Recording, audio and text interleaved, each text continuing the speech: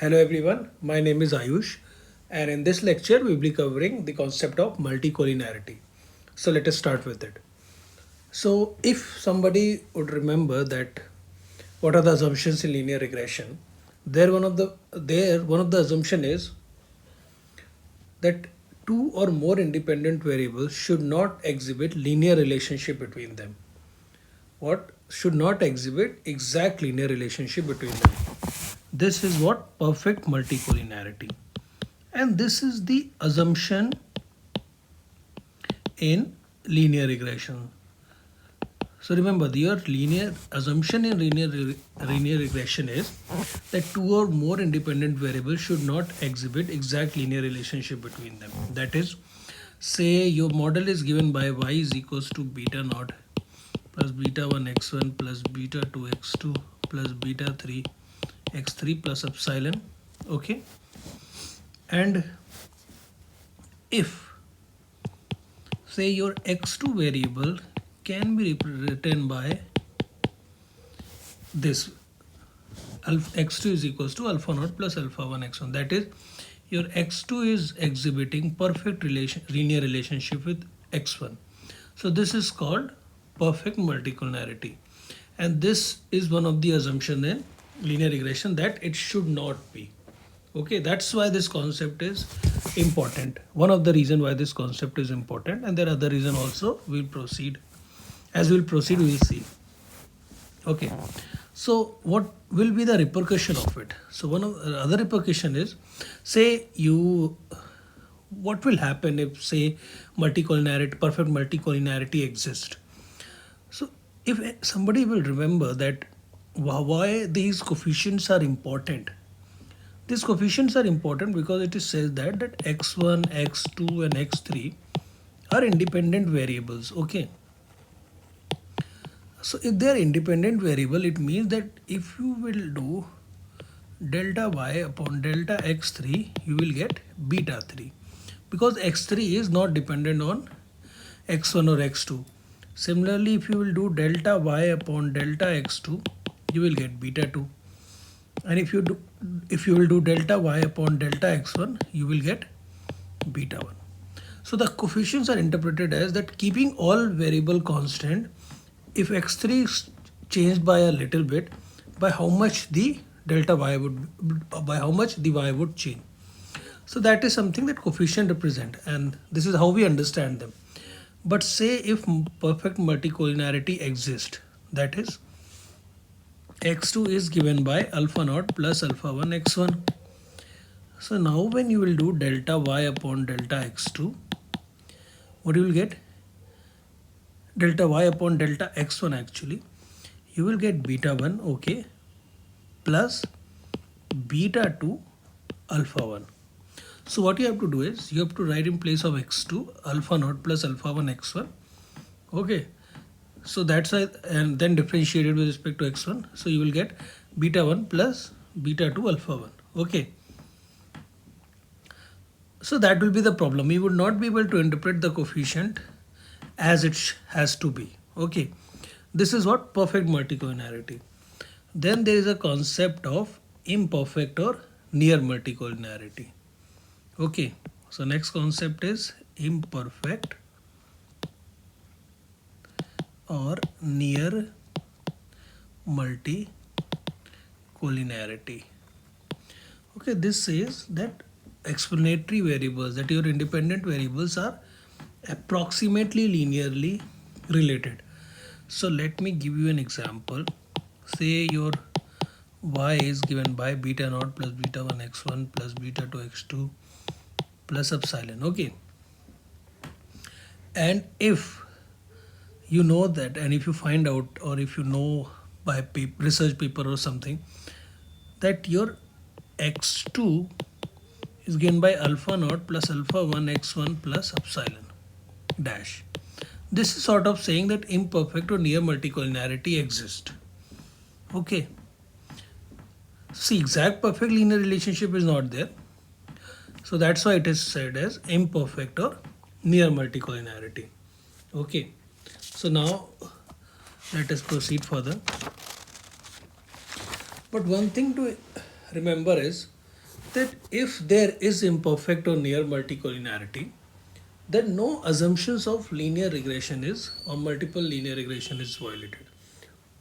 This is one of the mistakes which we often do is in understanding this concept is that we think if multicollinearity exists, then assumption of a linear regression is violated. No, only perfect multicollinearity exists, then assumption of linear regression is violated.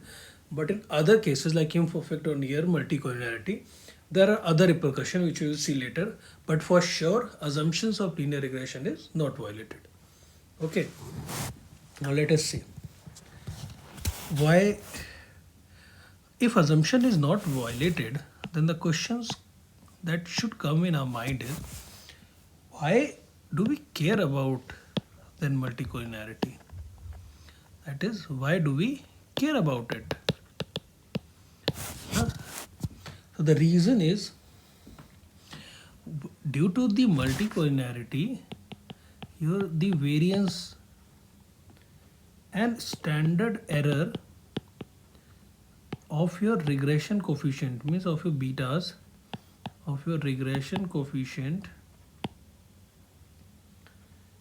increases. Okay.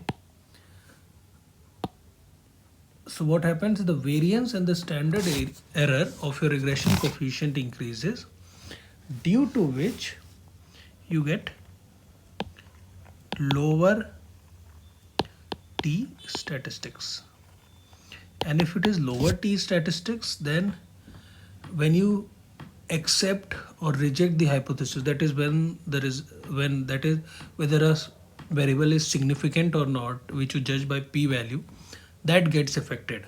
So that is where it become cautious. Okay. Second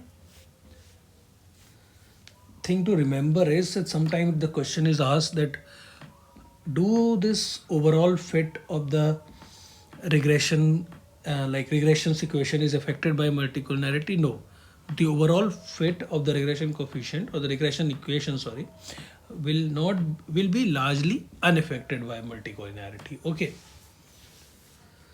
so nice, we got this. But the point, see, detecting perfect multicollinearity is quite different, and quite you can easily find it out like through the variables. Okay, like you will be a data set, and if they are perfectly collinear, you can find out. And even if they are imperfect or near multicollinearity, you can find out. So now I'll tell you how you're going to detect the multicollinearity. So there are steps which need to be followed, and you need to do all these steps together. Means you cannot judge your say something about multicollinearity on the basis of only one of the test, but you need to do multiple so that your conclusion is reliable. Okay. So one is, which everyone would be knowing, is high correlation coefficient. Okay. What it is? High correlation coefficient. So you have to find out the pairwise correlation among the independent variables. Okay, if the absolute value of the correlation coefficient is greater than 0.8, then we say then multicollinearity is present. Okay, now say this is one of the way to detect multicollinearity. Now I am going to tell you one of the very interesting and like intelligent way of detecting multicollinearity. Say you didn't care about it and you carried on your regression. Okay, so now this may not be effective every time, but this is one of the intelligent way. Like, so if you like didn't care about the multicollinearity and you carried out the regression activity, and if you get high R square value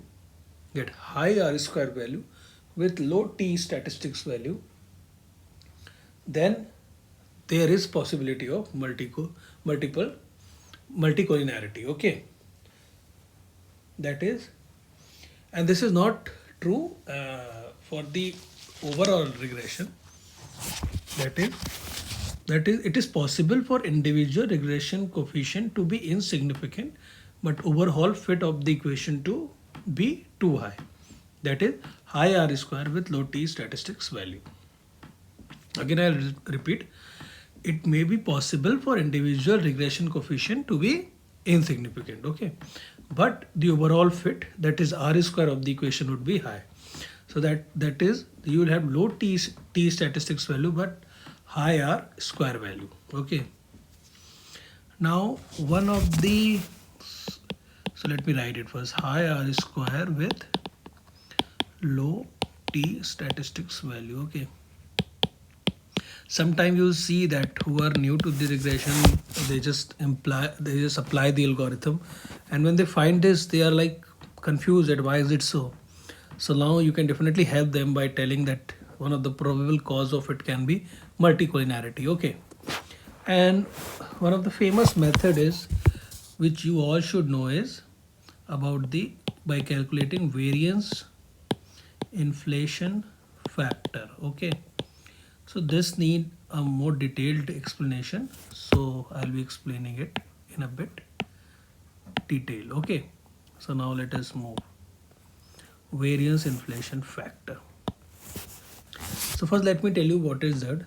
It measures the extent to which multicollinearity has increased the variance of an estimated coefficient. That is, it measures, what it measures, the extent to which multicollinearity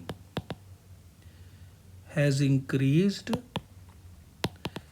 the variance of estimated coefficient, okay, variance of estimated coefficient. Now how does it, and how do we calculate it? So what it does, it looks at the extent to which other explanatory variables can be explained by all the other explanatory variables in the equation. That is, let me give example. Say your equation 1, y is equals to beta naught beta 1 x1 plus beta 2 x2 plus dot dot dot beta k xk plus epsilon, okay. Now what we are going to do is, how we will calculate variance inflation factor, that is VIF, for each parameter, okay. For each parameter means there will be k values of variance inflation factor for beta 1, beta 2, beta 3 dot dot beta k, okay. How it does is, now say I have to calculate of variance inflation factor, I have to calculate for beta k, okay, that is for this one, okay. So how it is done, we will take variable xk and we will regress it on other explanatory variables, okay, alpha 2 x2 plus dot dot dot alpha k minus 1 xk minus 1 plus epsilon dash, okay.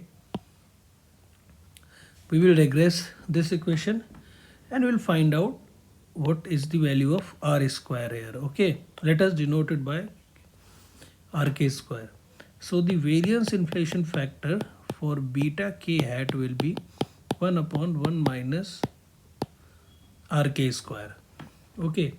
And if this is greater than 5, sometimes people take it 10, depends upon in which industry you are working. If it is greater than 5 or greater than 10, then we say that severe multicollinearity exists, so we need to work on it, okay.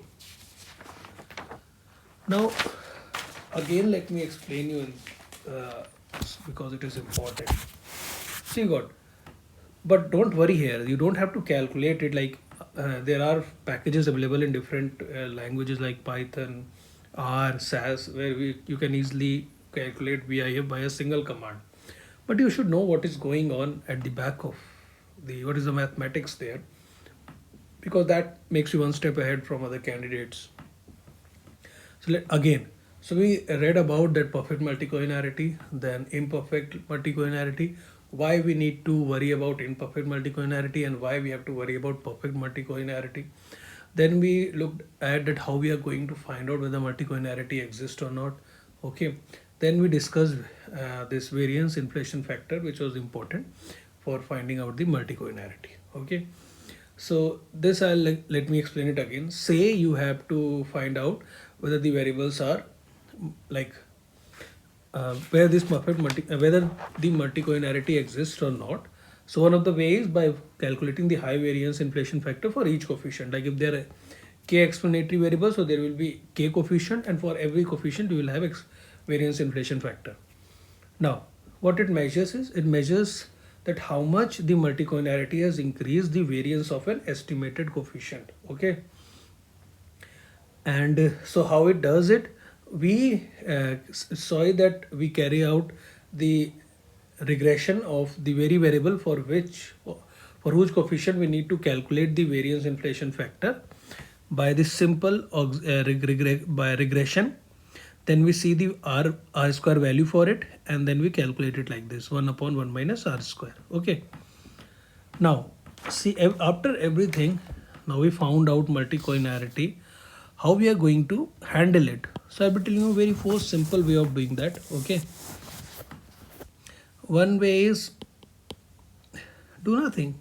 This is always a way. You can like avoid the situation, but this is not something that anybody recommends it. But yes, it is an option, and some people use it also.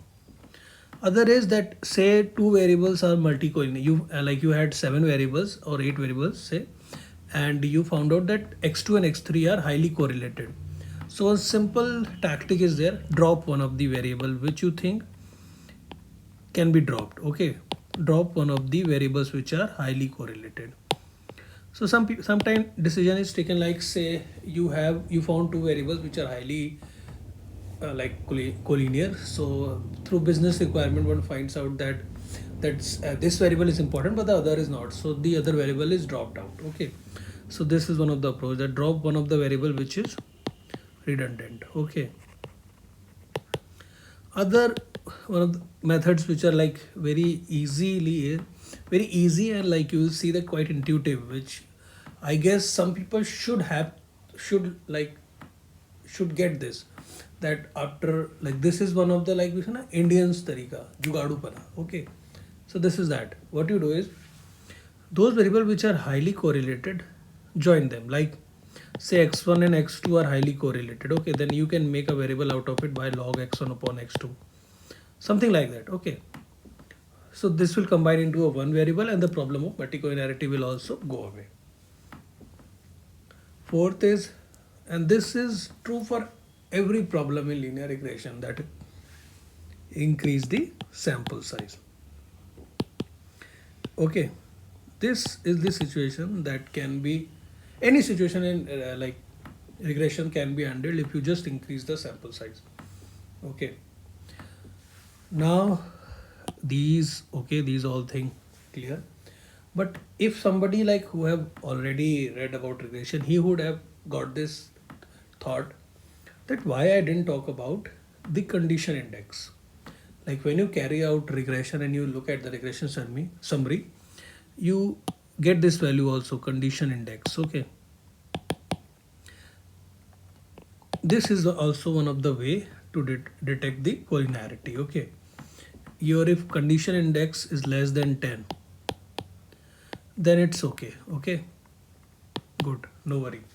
So this is also one of the way you can detect multicollinearity. But moreover, people often go with the 3 method I told you. You check first correlation coefficient of the pairwise variable, and after that you calculate variance inflation factor.